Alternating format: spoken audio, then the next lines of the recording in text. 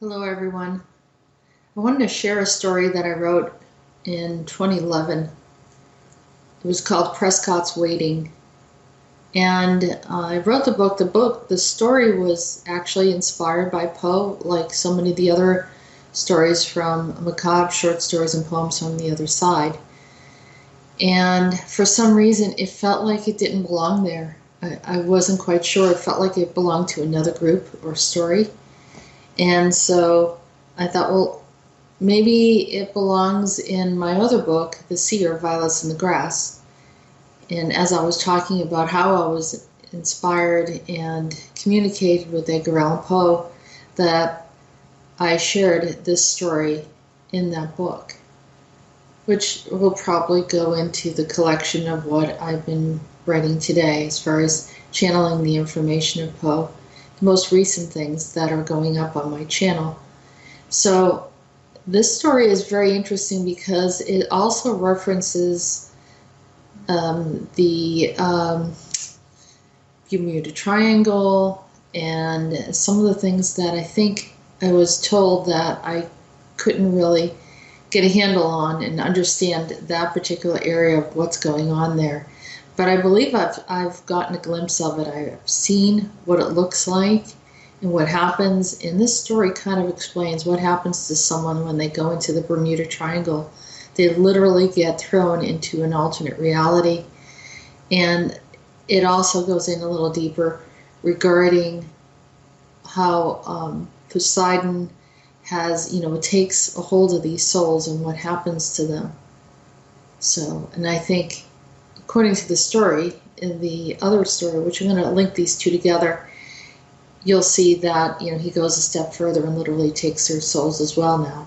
So, this is something to maybe review or look at, but it was written and channeled in 2011 and then published in the book The Seer, Violets in the Grass in 2012.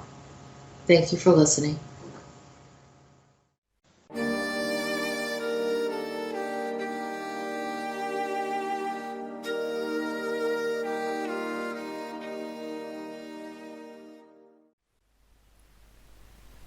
Prescott's waiting. Prescott's waiting for a sign from the stars above that has been his guide. He followed the course by ship and sail. He traveled the seas through wind, rain, and hail. It didn't matter what lesson was to be learned. He took the challenge of stealing all the gold he could hoard. There was one glitch, the wind did switch, and cast him hard upon the shore. Not knowing where or what he should do, he looked around for a guide or two. His men were frantic from the stormy seas, and they swam in from a capsized boat through winds that created this catastrophe. He promised his men, through thick and thin, he would share this pirate's treasure with all of them. Yet, within his heart, he could never part with the gems, the jewels, and the golden doubloons. He had many dreams in his heart, and he looked long and hard as he plotted and planned to have the greatest riches throughout the land. "What say you, sir? Have you not heard? They are searching for the treasure that we never deserve," said his simple-minded deckhand. "Do you think it's safe to try to fool the king, who entrusted us with transporting his most treasured doubloons and gemstone rings?" The Spanish galleon was on its course to take back gold from the Peruvian coast. This was a treasure prepared for the king of the Spanish army. We all know his name as Ferdinand. His wife, Isabella, held her head up high and said she would tear down every pirate ship that went by if they stole her gold and treasured prize. Prescott brushed off the military jacket that he stole from a ship when he lied to the English fleet's captain. Prescott said they were shipwrecked, and he and his men needed a ride back to England. After a bit of mutiny, they stole off with the English ship. The Atlantic Ocean couldn't contain the deceitful notion of Prescott's wicked domain. So Prescott was off to steal another golden apple when he and his band became shipwrecked on the new land, where all their treasures were worthless. You see, Prescott was an adventurous man, caught up in capturing treasures from other lands. As he pounced upon every opportunity displayed, he could be called a true treasure hunter of his day. The legends say that he fared well in any situation, a man who thinks quickly on his feet and is full of imagination. Let truth be known, when it comes to a plan, he fumbles and foils the rest of the band. He gets too nervous and doesn't think things through, and in the end he gets caught and sometimes arrested, as some deceitful men do. All of these worries and all of these cares seem to accumulate until he can no longer bear it. Then arrives a few men with a patch over their eyes, some with a crooked grin and others limping with wooden limbs. They are a rogue bunch of players, too hard to tie down. They travel the world like troubadours without the dancing around. Every coastal city knows them, yet they are most inclined to stay by the mainland. Why tarry so far in England, when we can get what we need here in Boston? The ports have all that we need or want. We can hide our treasure booty right off the shore, and then we may come back for more. Let's float our boat along the Cape, and steal a bootleg keg or more. Then swim to the lovely ladies by the shore. We have what we want or could ever need. This was the greatest group of rogues he had ever seen. So they stayed in Boston, dressed up like good patriots, and wandered through the city with good intentions to settle there. No one suspects that we are pirate rogues at best. Let's build a new ship and settle down in our new home. We can take our travels across the seas, then return again without anyone suspecting a thing. They may think we are bound for West Indies trades. We can bring back other goods, so they wouldn't know about our pirate ways. They found a shipbuilder who had mighty ships of strength, so they could sail across the ocean and hardly ever feel a wave. So they cast the sail and carried their goods, and had a few flasks of absinthe and some snuff. Cheers! We are all on a good trip, my mates. Then the darkness began to collect by the gates. That evening grew dark as they drank heavy that night. A pitcher of gin got them all in a fight. The next morning dawned, they saw the ship and climbed on. Not much damage had come to this group. Each looked at one another with a suspicious look. You are greedy, my friend. I can see it in your eyes. You would take a man's life if he took a pence from your hide. Each man sized up the other and took into account whether or not he was an enemy or brother. The colonial ship was now ready to launch, and it took in the wind and began to float on.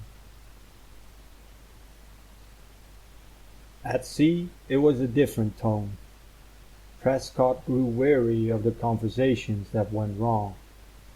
He looked at his men and decided to speak with them about the treachery of greed and the wicked way men can be.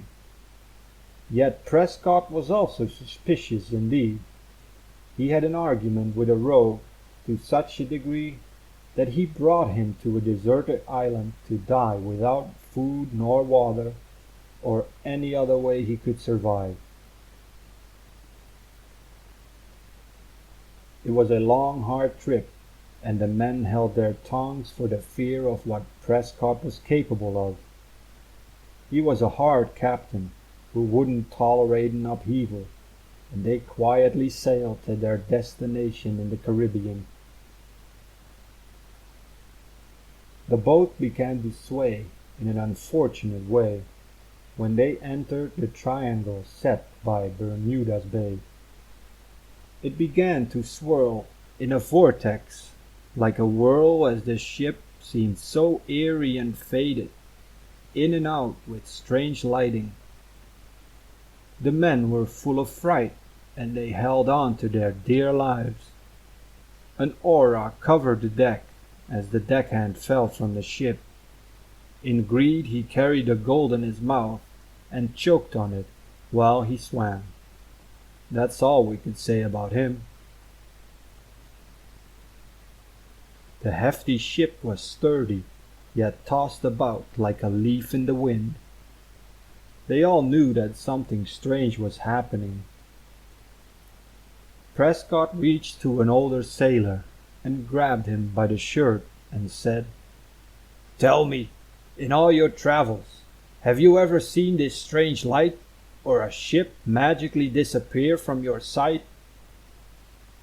The elder said, "No, my friend, but I have heard of this magic happening when men do wicked deeds that cause them to open the door to fatal tragedies. We are being rendered into oblivion. We are being erased from all our own consciousness. It is taking us to another dimension where we must sail until we are allowed to live again." Then the boat disappeared into the ethers of the air. Another ocean awaited them there. They seemed to fall from the sky, then landed on water. Forever they sailed to a destiny unknown to them. Then one day, the mercy of all that is right allowed them to speak of the wickedness in their hearts. Out of the darkness came a bright light, and a voice that sounded like thunder was heard during that night. "I could have allowed you to kill one another. Instead, you are forced to live long with your brother. Learn the things that you should have known best. You must not be murdering and stealing while on my ocean's crest. It is a sacred place that sees and hears all of your disgrace. It swallows up the most wicked deeds done by those driven by their wicked needs. The only way the ocean will set you free is if you promise that you will live life more honestly."